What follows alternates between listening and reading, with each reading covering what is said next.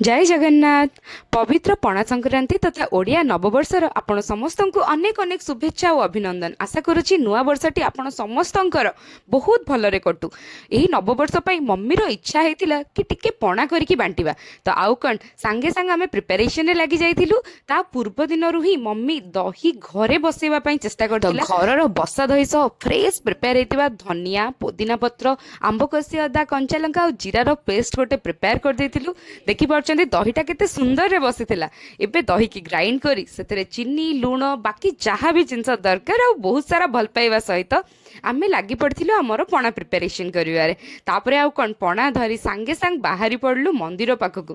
मंदिर पाखरे जेतेबेले आमे पणा बांटिलु सत कहूची समस्ते बहुत आग्रह रे पीले। आ घरे बना हेतिबा जिनसर स्वादटा समस्तंकु एते भल लागिला। समस्ते एते अधिक ब्लेसिंग्स देले मन बहुत खुशी रे भरी जाउथाय। नुआ वर्षर याठु आ सुंदर आरंभ तो आउ किछि हेई पारि न थांता। मो पीसी भी आस्तिले, पीसी पीसा समस्ते थिले। देन मम्मी सान भौणी मोनाली समस्ते लागी गलु दहीपणा बांटिबाकू। बट आमे बेसी तो बनै पारि नथिलु, जेतिकी भी बनैथिलु समस्ते पीकी बहुत भल होईची कहले।